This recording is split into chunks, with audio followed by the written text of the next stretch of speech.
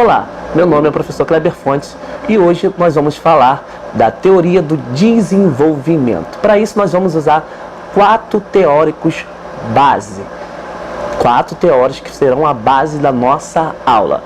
E o primeiro teórico que nós vamos falar de Freud, o pai da psicanálise. E o que é a psicanálise? Se nós formos pegar a etimologia da palavra psicanálise, nós vamos dividi-la em 2 partes, psique e análise.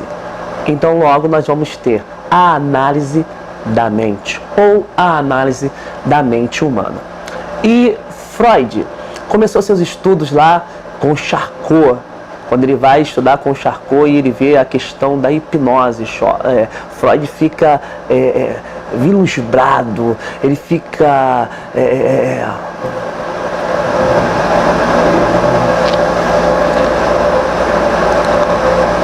1, 2, 3.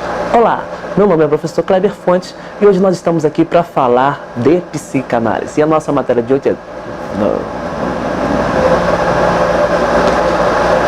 1, 2, 3.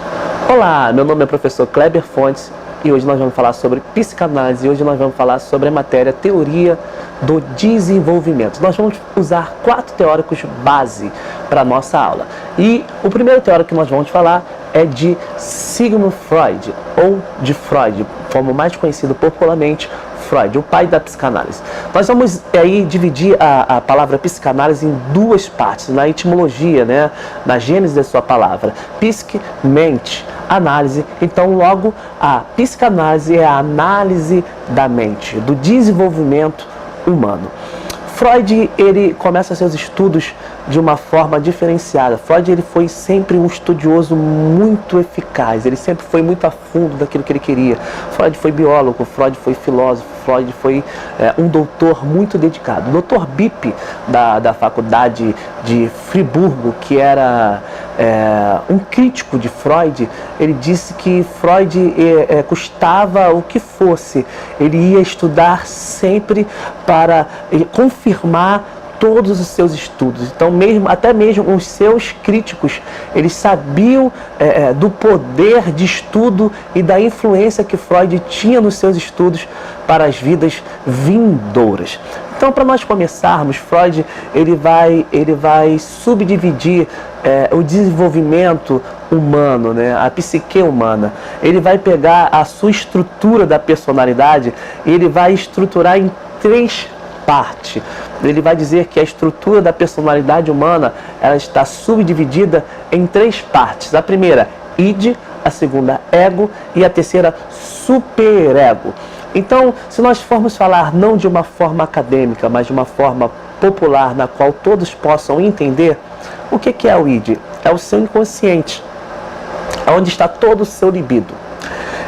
No id, se possui uma fonte de energia, que logo nós, teóricos, chamamos de libido, assim como Freud chamou. E ela é uma estrutura biológica inata. Você não precisa buscar essa fonte aí do inconsciente. Você tem esse inconsciente, ele nasce com você, né? Então aqui nós temos aqui, é formado em parte por conteúdos biológicos e em parte por conteúdos recalcados. Ele opera pelo princípio do prazer. O id, ele é hedonita. Ele faz aquilo que ele quer. Ele tem prazer, ele é amoral, ele não tem moral, ele desconhece o bem, ele desconhece o mal, ele não sabe ter limites, ele é ilimitado, ele faz aquilo que ele quer, ele é totalmente consciente.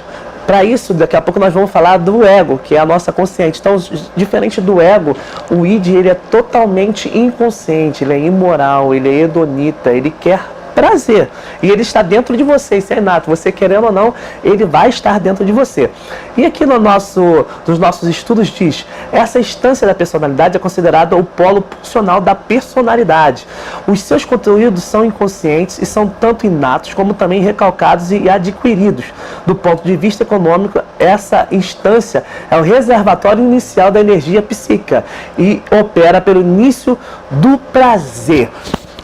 Falou de prazer na sua vida, falou de prazer nas emoções do ser humano, falou de id, falou daquele que não tem moral. Nós vamos falar mais um pouquinho para frente, mais um pouquinho sobre o id.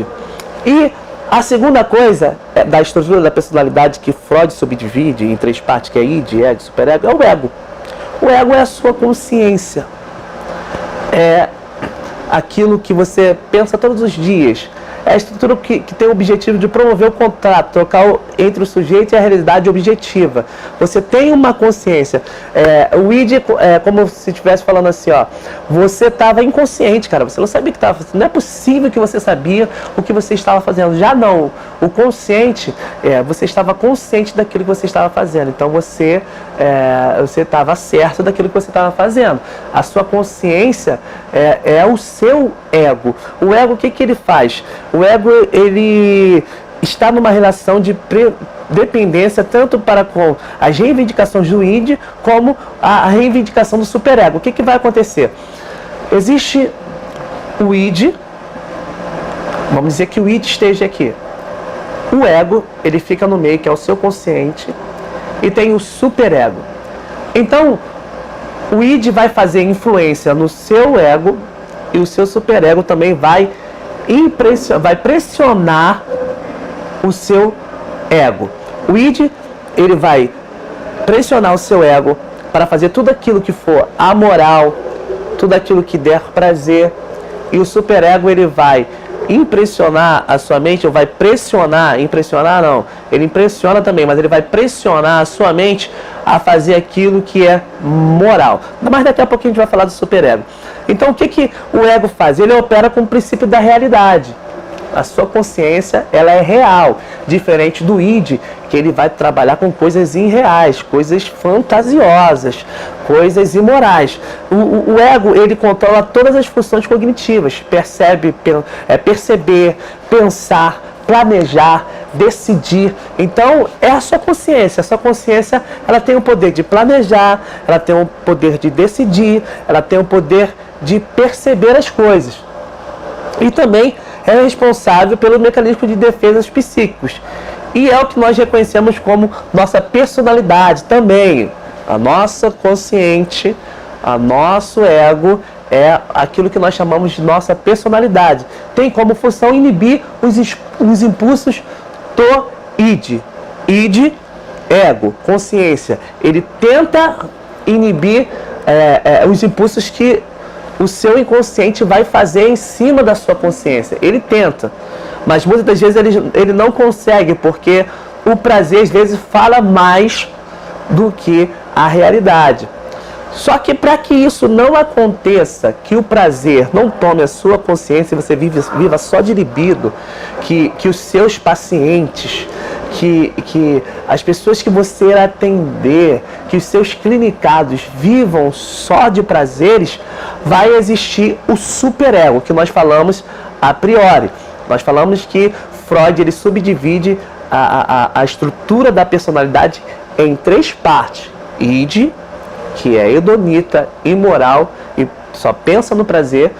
Falamos do ego, que é a sua consciência, onde está a sua questão de perceber, de pensar, de tomar decisões. E agora nós estamos falando do superego, que ele vai influenciar o seu id, né? Ele vai influenciar também o seu ego. Porque o superego, o que ele é? Ele é a sua consciência moral. O que é o papel do ego?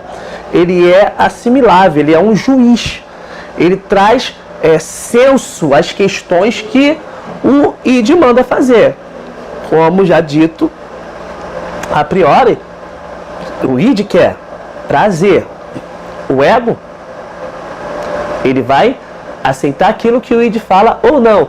Mas o superego, ele, o que ele é? Ele é um juiz, ele vai chegar para o seu ego, para a sua consciência e vai falar: ô consciência, será que isso que o id está mandando você fazer, isso é legal? Isso vai te levar a algum lugar correto? Isso é correto? Isso é moral? Isso é ético? Quando nós falamos aí da questão ética e moral, nós vamos cair para outros âmbitos, né? da questão aí do conhecimento, mas nós vamos falar também de ética, vamos falar de moral. Então, o superego, ele é moral. Ele vai trazer uma ética aonde não existe, aonde foi tomado pelo id, pelo inconsciente. O inconsciente, ele vai tomar o seu consciente e te deixar sem pensar. Você tomar decisões que muitas vezes você não tomaria no seu estado emocional correto. Mas aí o superego, ele vem para quê? Para trazer uma moral, para trazer um papel de juiz. Será que isso é correto? Será que eu tomo essas decisões? Vamos lá para um clássico, para um exemplo clássico. Vamos lá. Você conheceu uma pessoa e nesse conhecimento você não sabe quem ela é, você não sabe o que ela faz, você não sabe com quantas pessoas ela já se relacionou. Mas o id disse para você que naquele momento que você a conheceu, você pode ter relações com ela. Você pode ter relações no beijar, de tocar, e você pode ter relações até sexuais com essa pessoa. O id vai dizer para você, porque como dito a priori, ele é o quê? Ele é a moral, ele quer prazer. O seu consciente, ele vai sofrer essa pressão do id. Vai, beija essa mulher ou beija esse homem, tem relações com ele. Se o seu superego, que é o juiz, que é a sua moral, ele não intervir, você não conhece a pessoa, você não conhece o homem, você não conhece a mulher. Como que você vai ter uma relação com essa pessoa sem ter preservativo? O id não quer saber se você vai se prevenir. O id quer saber que você vai ter prazer. Mas o seu superego vai dizer para você, João, e se essa pessoa tiver doenças sexualmente transmissíveis? Maria, e se esse homem tiver doenças sexualmente transmissíveis? Não só o HIV, você pode pegar outras doenças que vai trazer complicações para a sua vida biológica mais à frente. O que fazer? Qual a influência você vai exercer? Qual influência será maior sobre você? A do id, do prazer? A do superego? Em cima da sua consciência? Então, Freud, ele vai subdividir a personalidade humana nesses 3 pontos principais. E nesses 3 pontos principais estão as nossas emoções. Quando nós não temos uma emoção equilibrada, o id, ele toma todo o nosso consciente e nós só vivemos no prazer, nós só tomamos atitudes desequilibradas. Mas quando nós temos uma emoção equilibrada com o superego vai nos trazer uma ética. E o que é uma ética? É você entender que você pode sim se relacionar com uma pessoa. Pode, mas você precisa conhecer essa pessoa. Claro, professor Kleber, vai ter momentos que a química vai falar mais do que qualquer coisa, mas o seu superego precisa funcionar. Tá, eu quero ter uma relação com essa pessoa no primeiro dia, eu quero ter prazer com uma pessoa no primeiro dia, eu não a conheço, mas eu preciso me prevenir. Então, quem vai fazer essa prevenção é o seu superego, porque se você depender do id, você vai fazer coisas absurdas, prazerosas, mas que te causarão problemas. Não só na questão do prazer, vamos dizer, numa briga de um relacionamento. O id vai falar para você que você pode bater na outra, porque você tem o poder de bater na outra, você tem o poder de machucá-la, não só fisicamente, mas moralmente, com palavras simbólicas, expressivas, que vão machucar, que vão punir essa pessoa. Mas se você agir com o seu id, mas o seu superego vai dizer não, você não pode machucar essa pessoa, porque você não é pai dessa pessoa, você não é dono dessa pessoa. Você precisa pensar, isso você não pode realizar, isso você não pode fazer, você precisa pensar melhor. Então, eu acho que ficou bem clara essa questão do id, ego e superego. Se não ficou, vamos reformular. Id, o seu inconsciente, que é hedonita, ele quer prazer, e ele exerce uma função muito grande sobre o seu consciente, que é o ego. E o superego, ele é o juiz, ele é o moral. Ele é aquele que vem dizer para você, não faça isso, essa decisão que você vai tomar vai acabar com a sua vida. Então, id inconsciente, só possui prazer, a moral, ego, a sua consciência que sofre a pressão do id, e o superego é aquele juiz que diz para você, não faça isso, que isso vai acabar te prejudicando. Uma coisa também que quando nós estamos com pessoas com graves, só para dar mais um exemplo, com questões depressivas e ansiosas, com ansiedade, que são os grandes males desse século, né? O grande mal desse século presente que nós estamos vivenciando, é a questão de a depressão está incluída também nessa questão aí do id e ego superego. Quando o seu id toma toda a sua consciência, no caso da depressão, da ansiedade, ele também consegue tomar o seu superego. Então, logo, quando uma pessoa está depressiva e ela não tem um cuidado, um acompanhamento de profissionais especializados, o id tem o poder de tomar a sua consciência e de tomar também o seu superego. É por isso que nós vemos pessoas se matarem quando estão depressivas, pessoas fazerem coisas que no seu estado normal elas não fariam. Se o seu superego estivesse comandando a sua consciência, o seu superego conseguiria também parar o inconsciente. Então, no caso da depressão, que é um transtorno mental, o que é um transtorno mental? É uma desorganização. O id já tomou conta do ego, ele já sufocou o seu superego, então o seu ego e o seu superego não tem mais controle. Quem controla é o id, é o prazer. Então o prazer fala para você, ó, se mata, não tome mais banho, não coma mais, ou então ele vai falar assim, ó, coma. Ou a pessoa emagrece demais por não comer, ou a pessoa vai engordar porque está comendo muito, e isso está causando ansiedade, porque a depressão causa ansiedade. São coisas diferentes, mas uma coisa vai puxando a outra. Então é preciso que você procure uma ajuda especializada, porque o id tem poder de controlar a sua consciência e tem o poder de tomar também o seu superego e tirar a sua moral, a sua questão aí, que é o seu juízo, que vai dizer para você, não faça isso. Então acho que ficou clara essa questão aí. E Freud, mais à frente, ele vai para outros caminhos. Como nós falamos, ele começa com Charcot, ele vai primeiro lá atrás, no início do seu aprendizado, ele entende que a questão da hipnose era boa para todo mundo, porque quando ele chega lá e vê Charcot pegar uma pessoa cega e fazer ela enxergar com a hipnose, fazer um paralítico andar hipnotizado, ele vai achar que todas as pessoas elas vão conseguir ser hipnotizadas e vão ser curadas. Não. Só que uma certa feita ele vê que isso não funciona com todo mundo. Então a principal fora a questão que ele faz psíquica, a estrutura da personalidade, a principal forma da sua teoria é a associação livre. Vocês pensaram que eu não ia falar, né?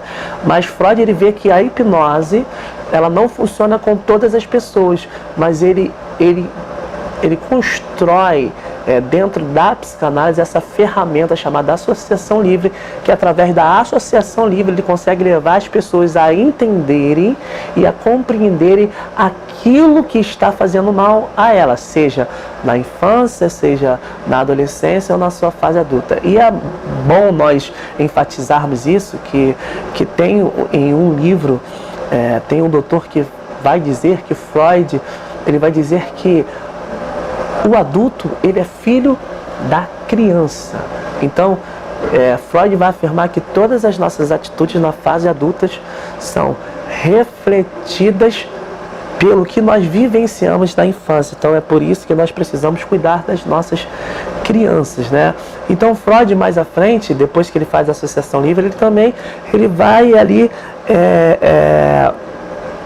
ele vai repartir ele vai trazer estruturas de estágios do desenvolvimento humano. Então aqui nós temos anotado aqui, ó, as fases do desenvolvimento humano da infância correspondem às mudanças sucessivas no investimento de energia sexual do libido, que tem origem em determinadas regiões do corpo, ou zonas erógenas, boca, ânus, órgãos genitais. Ele vai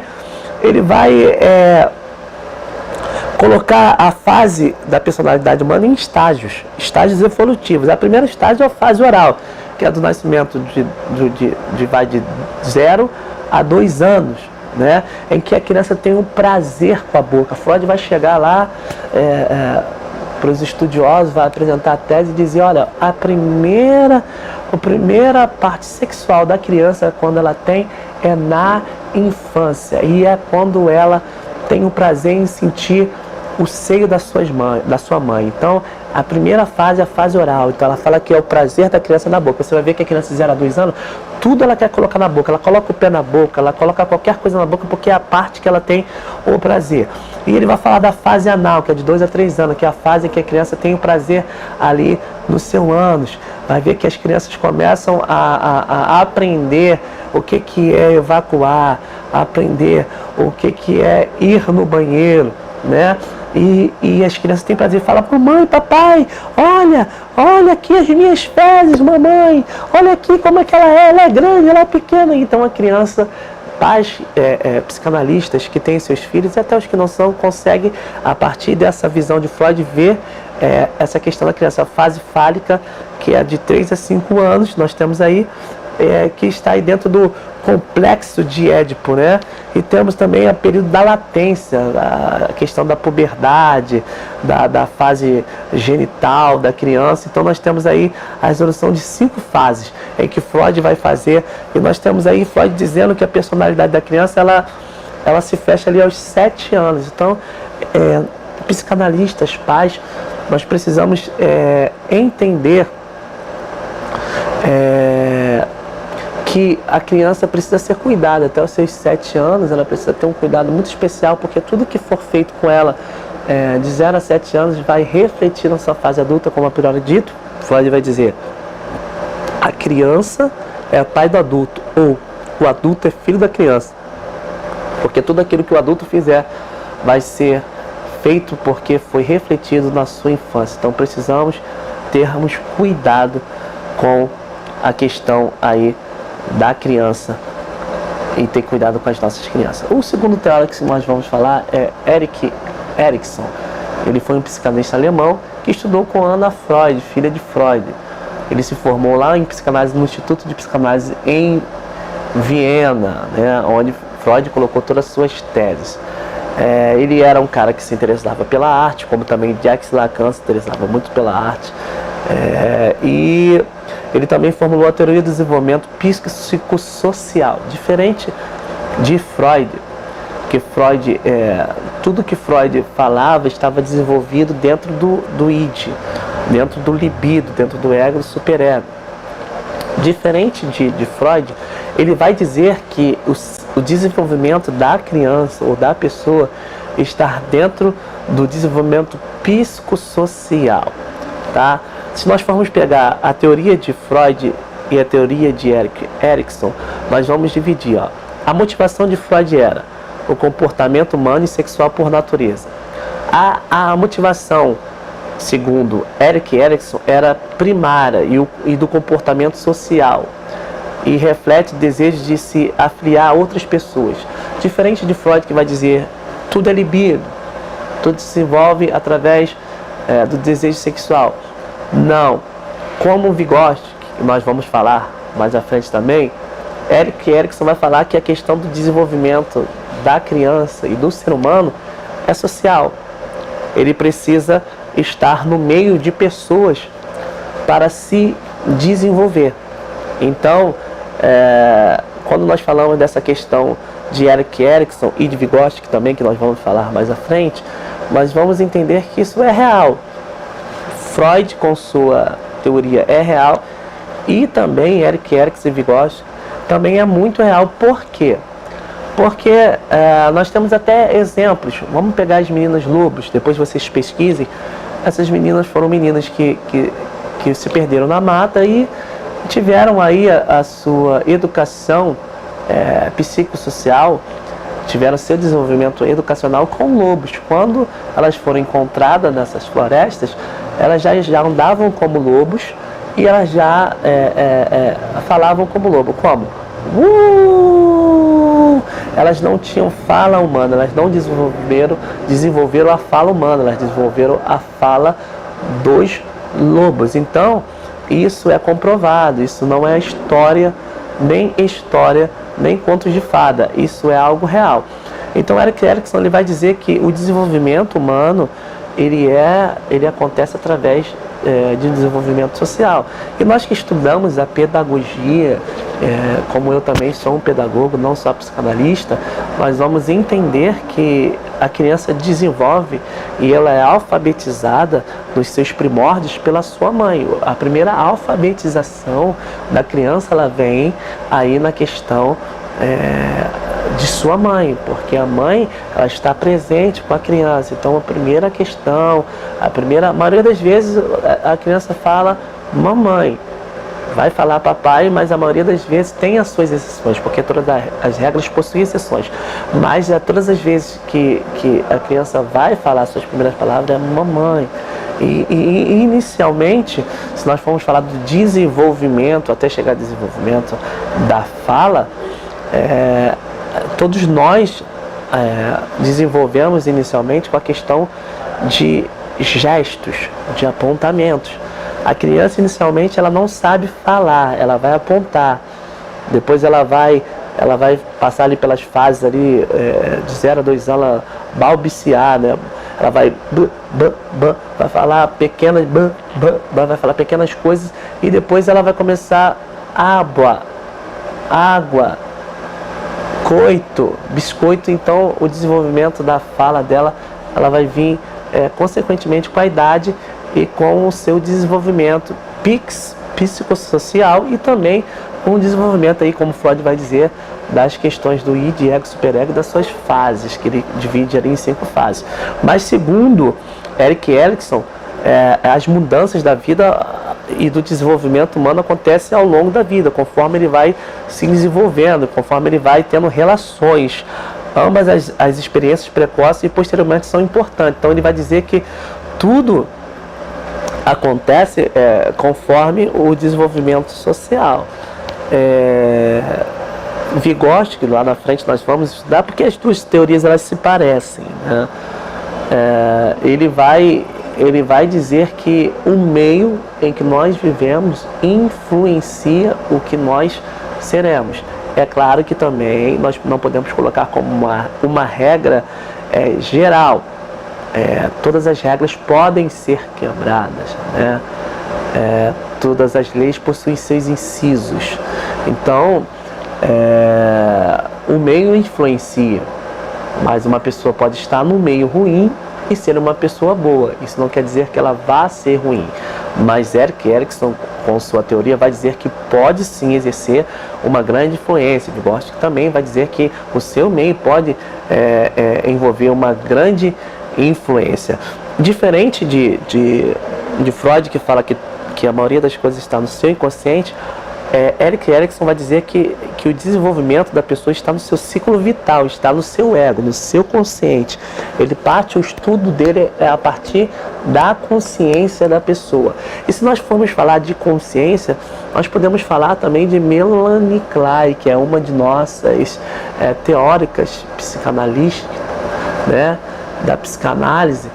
Ela vai dizer que com 3 meses de vida, a criança ela já consegue sentir, né, algumas reações, já consegue ter noções. Inclusive, em um dos seus livros, ela vai dizer que a criança, quando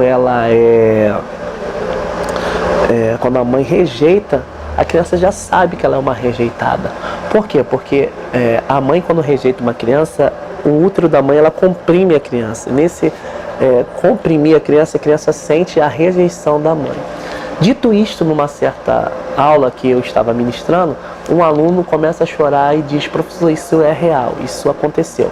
Porque a minha esposa não queria ter filhos, e quando meu filho nasceu, a minha esposa ajoelhou, ele tinha dias de nascido, ajoelhou ao lado dele e pediu perdão. E o meu filho, com dias de nascido, chorou, os dois choraram e minha esposa o perdoou, e hoje a nossa vida é uma vida maravilhosa. Então a criança sentiu na barriga da mãe. Então, quando a consciência daquela criança já estava sendo formada, aquela criança já começou a sentir e a perceber que algo estava acontecendo de errado. Ó, eu não estou sendo bem-vindo aqui não, eu estou sendo bem-quisto aqui não. Então, diferente de Freud, Erik Erikson vai dizer que a questão vital da nossa vida está no ego e no desenvolvimento. Então ele vai dizer assim, ó, em um dos pontos: o desenvolvimento ocorre em 8 estágios do ciclo vital, cada um implicando uma crise, uma tendência conflitante que implicam em uma potencialidade da personalidade. Aí ele vai dizer: cada estágio requer o equilíbrio entre uma tendência positiva e uma tendência negativa. O conflito deve ser superado e a tendência positiva deve prevalecer para o desenvolvimento de um ego saudável. E também ele vai dizer: o êxito em cada estágio determina uma virtude ou uma força. Então nós vamos ter aí, ele vai fazer 8 estágios. Ele vai fazer o estágio do nascimento do 12 ao 18 meses, que vai ser a confiança básica e a desconfiança, que a criança vai ter uma esperança ali, tal. Ele vai ter de 12 e 18 meses aos 3 anos, que é onde a criança começa a ter uma autonomia, uma vergonha, uma dúvida, a vontade, a criança começa a ter a vontade: não quero, eu quero, você vai fazer isso. A questão vem as questões narcisistas da criança também. Ele vai dividir também de 3 aos seus 6 anos, que é a iniciativa, que a criança vai ter a culpa, o propósito de vida, a criança já vai começar, e a quarta divisão ele vai ser de 6 anos, que é a puberdade, onde a criança tem a diligência, a produtividade. Aí é onde a criança já começa a se sentir inferior a outra, onde você já começa a ver as habilidades da criança. Tem criança aí até com menos, com 6 anos, que já toca muito instrumento. A criança já é inteligente, já sabe de física, já sabe de matemática. Então nessa idade a gente já começa a ver. Aí ele vem com uma outra fase, que é a fase da puberdade ao início da vida adulta, que é de 10 aos 20 anos, que é a idade, onde a criança possui a sua identidade, né? Ele, diferente de Freud, que fala aí com 7 anos da personalidade, vai falar que de 10 aos 20 anos, onde a pessoa possui a sua identidade e onde ela fica confusa do que ela quer ser, o que ela é, para onde ela vai, né? A questão da fidelidade consigo mesmo e com outras pessoas. Tem o início da vida adulta, que é dos 20 aos 30 e até os 40 anos, que é onde a pessoa começa a ter intimidade, começa a se isolar, a questão do amor aí entre os 20 e 30 anos. Antes, as crianças, os adolescentes, eles vão aí pela questão do prazer, a questão, como se fala, da paixão, e para Erik Erikson a questão do amor vai sendo, tendo uma base, uma estrutura a partir dos 20, 30 e 40 anos. Ele tem aí a questão da vida adulta intermediária, que é a 7ª, que é onde tem a generatividade, que ele acha, que é a estagnação do corpo, onde a pessoa tem que ter o cuidado do corpo. Ele acha que tem aí uma generatividade, né? Ele acha que as coisas vão sendo diferentes. E tem a vida adulta tardia, 60 anos de idade em diante. Integridade, desespero, sabedoria, onde as pessoas já estão mais sábias e onde a pessoa tem mais integridade, a pessoa já é uma pessoa de confiança, uma pessoa que sabe controlar a questão dos desesperos. Umas são mais desesperadas, mas ele fala aí que na vida adulta com 60 anos, isso aí vai estar na apostila de vocês. A pessoa tem integridade. A pessoa é mais sábia, já passou por muitas dificuldades, passou pelos 7 processos da vida do desenvolvimento psicossocial. Então ele acha que aí a pessoa tem uma sabedoria, tem uma integridade. Mas voltando ali para o 6º, que ele fala da questão, da 7ª questão do desenvolvimento, ele fala da generatividade e da estagnação. Isso aí era como Erik Erikson pensava, mas nós não podemos parar por aí. Diferente de Erik Erikson, muitos outros teóricos acham diferentes. Inclusive nós vamos falar sobre Gardner, o pai das inteligências múltiplas, ele vai dizer que uma pessoa diferente de outros teóricos, ela pode desenvolver a sua questão de cognição ou cognacional ou de pensamento, ela vai desenvolver em qualquer área da sua vida. Como assim, Kleber? Aqui, Erik Erikson vai dizer que há uma estagnação.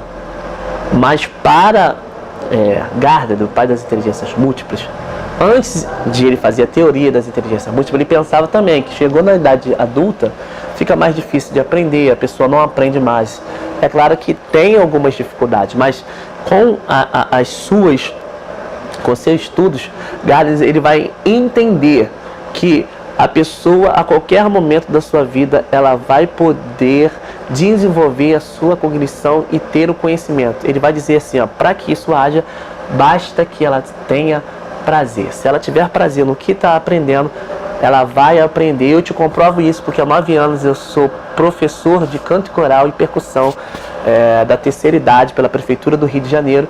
E há 9 anos, essa 7ª regra aqui de Erik Erikson já caiu comigo, porque os meus alunos com mais de 60 anos, eles não estão estagnados, eles estão desenvolvendo mais e mais, eles estão aí crescendo no seu aprendizado e na sua cognição. Então por isso eu achei tão interessante falar de Gardner, que fala que a qualquer momento da vida você pode crescer cognitivamente, e com a questão do conhecimento basta ter prazer, porque eu trabalho com a terceira idade já há 9 anos, então eu posso falar com propriedade que se aprende aí em qualquer área da sua vida. A terceira pessoa é Jean Piaget, que também é muito importante para nós que somos da pedagogia. Todo concurso pedagógico, todo concurso da área da professor aí, da pedagogia, do ensino infantil, ensino fundamental, vai cair alguma coisa de Piaget, porque ele é uma das pessoas mais importantes. As linhas teóricas de Piaget é a epistemologia genética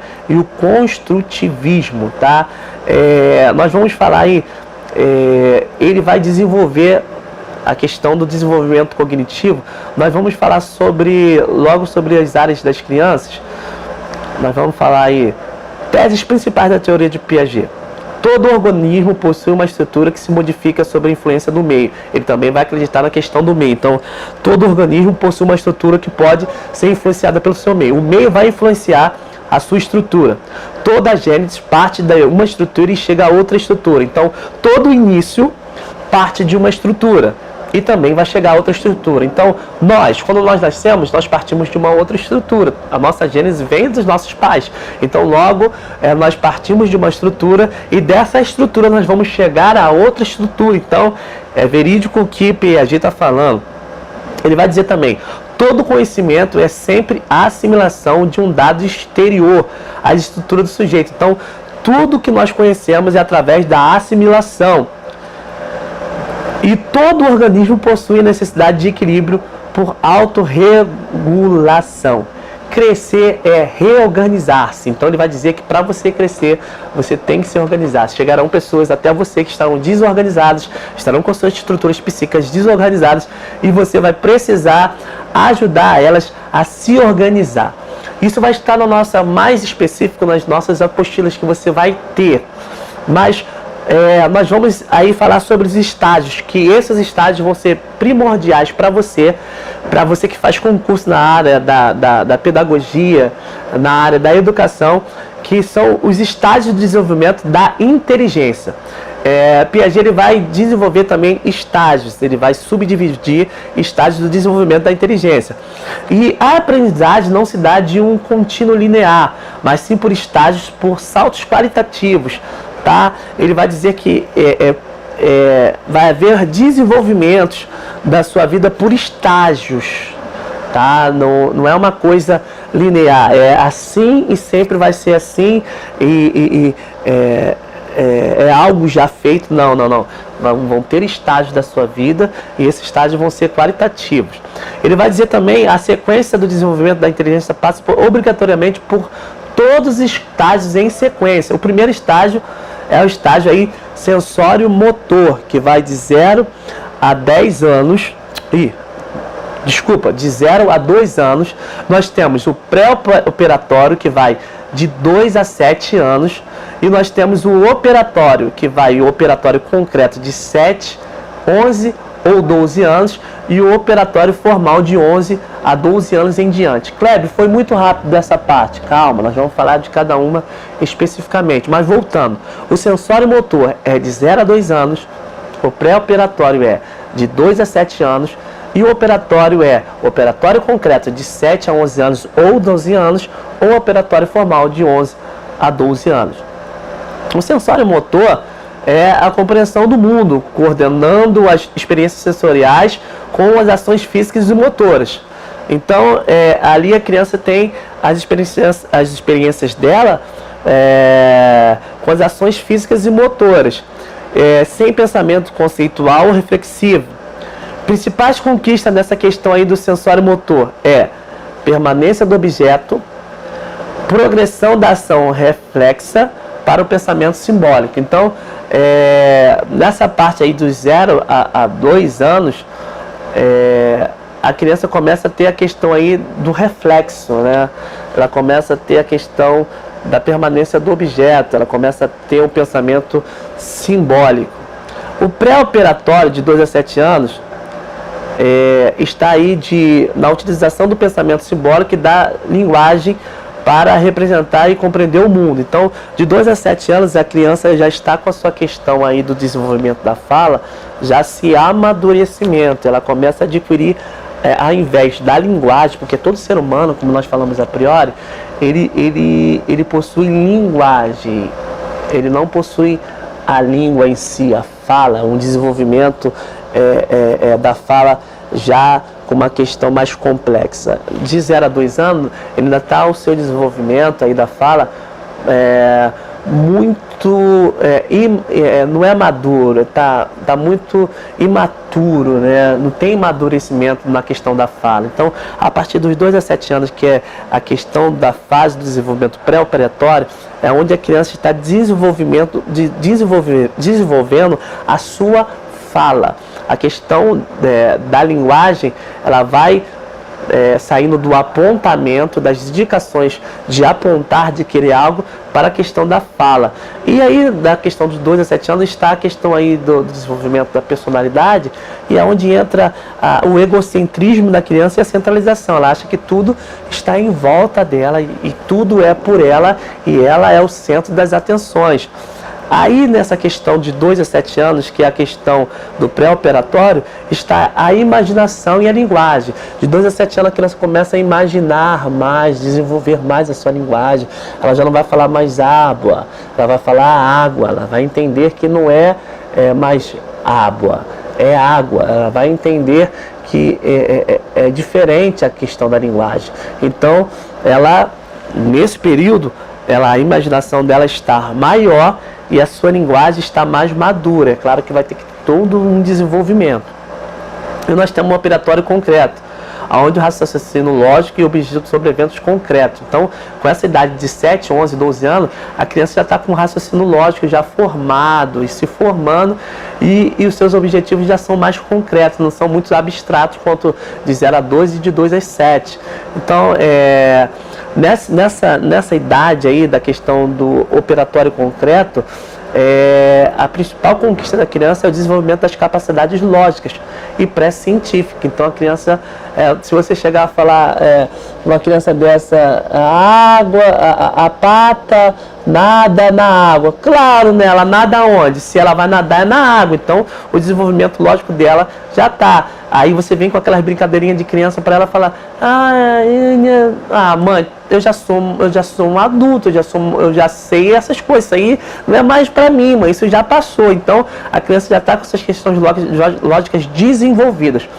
No operatório formal, aí de 11 a 12 anos em diante, a criança já está o adolescente com a capacidade de pensar por meio de abstrações e de conceitos hipotéticos e fictícios. A criança já tem as questões já fictícias fictícias, os seus conceitos já são mais abstratos, ela não precisa ver para enxergar aquilo, ela já consegue entender que aquelas coisas abstratas, né? O pensamento já mais idealista, pensamento político e ético já está aí compreendendo, essa criança já tem uma questão ética, já sabe o que é uma moral, já sabe o que é imoral, então, ela começa já a entender as coisas através das experiências que ela tem do seu meio. Então, as coisas que Erikson falou lá, aí de 11 a 12 anos, o meio que ela vive já começa a influenciar essa criança nesse desenvolvimento. Então, Piaget, ele vai dar ênfase nessas estruturas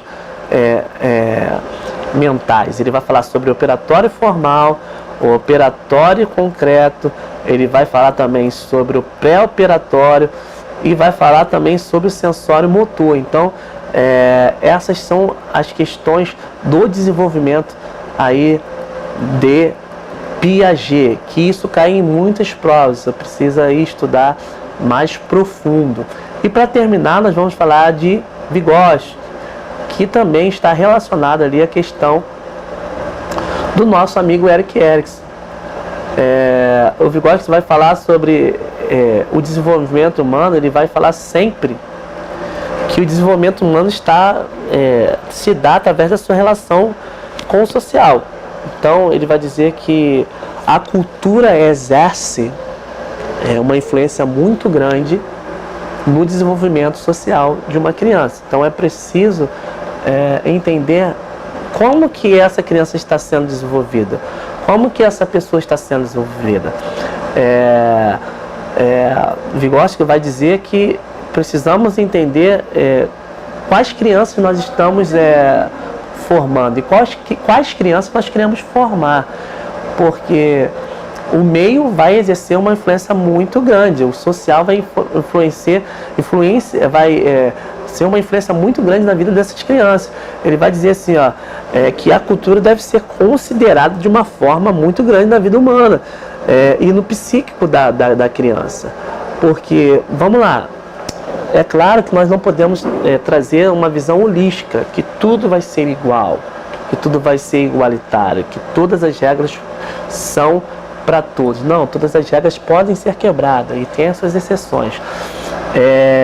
Aonde eu moro, tem uma família em que as pessoas não falam direito. Como elas vão falar, se elas vão falar bom dia, bom dia. Então, tem uma questão de um retardamento na fala. Isso deveria ter sido acompanhado na infância delas, por fonoaudiólogos, psicopedagogos, pessoas que ajudariam essas pessoas a falarem melhor. Só que os adultos falam assim, vem para os adolescentes falam também. E as crianças já crescem falando da mesma forma. Por quê? Porque a cultura que ela está colocada, que ela está impregnada, que ela se faz presente, mostra para ela que o correto é daquele jeito. Então, logo, ela vai falar daquela maneira. Como eu falei a priori, na pedagogia nós entendemos que a primeira alfabetização da criança é na questão aí da maternidade. Então, logo que se a tua mãe fala de uma forma, a criança vai falar da mesma forma que a mãe. Então, se a criança anda com crianças que não falam, a tendência dela é não falar. Se a criança não se desenvolve com outras crianças e não tem uma questão social, essa criança não vai falar. Ela precisa estar com outras crianças para ver um desenvolvimento na fala dessa criança. É por isso que nós vemos crianças aí com 3, 4 anos que não falam. Por quê? Porque elas ficam dentro de apartamentos, elas não vão para uma creche, elas não convivem com outras crianças, então essas crianças não têm um desenvolvimento. Então, e aquelas crianças que têm um desenvolvimento ruim na fala, Kleber? Quais são os tipos de crianças que elas vivem? Quais são os tipos de fala dessas crianças? Então, como Erik Erikson, Vygotsky vai dizer que o desenvolvimento humano está de acordo com o meio que ela vive. Ele vai falar sobre a plasticidade cerebral também. Ele vai dizer que as estruturas e funções mentais não são fixadas ou imutáveis, elas são flexíveis e por isso são moldadas. Então, logo ela vai dizer assim, Vygotsky vai dizer, não é que a mente humana seja é algo que não mude, que seja fixo. Como Gardner vai dizer, a mente humana ela é plástica. O que é o plástico? Se você colocar um calor, ele vai abrir, ele vai desenvolver. Então a mente humana ela é plástica. Então se ela é flexível, se ela tiver com outras crianças, se ela estiver com outros adultos, ela vai ser moldada conforme o meio. É por isso que tem um dito popular: diga com quem tu andas, que eu direi quem tu és. E você vai ver que a maioria das vezes as pessoas vão te identificar, vão dizer quem tu é, vão dizer quem nós somos, de acordo com aquelas pessoas que nós andamos. Desculpa. Então isso cai na teoria de Erik Erikson e de Vygotsky. Então também ele vai dizer que a relação do homem com o mundo é uma relação mediada por instrumentos, por signos. Quando nós falamos de signos, de linguagem simbólica, experiências anteriores, nós vamos falar, vamos dizer, do violão. O violão é um signo, né?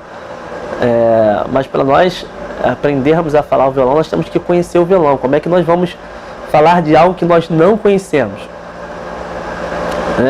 Então nós precisamos conhecer o violão. Nós precisamos conhecer os signos para que nós possamos falar desse signo. Então logo, Vygotsky e Erik Erikson eles se completam. E Vygotsky vai dizer, lembrando a você, que o desenvolvimento humano ele se forma através das relações, através do social, através da cultura. Logo, quando não se há, nós falamos a priori também das meninas lobos, elas não tinham uma relação social com seres humanos. Então, logo, o desenvolvimento no andar, no falar delas, foi como os lobos. Então, para que haja um desenvolvimento, segundo Erik Erikson, segundo Freud, segundo Vygotsky, tem que ter uma interação social.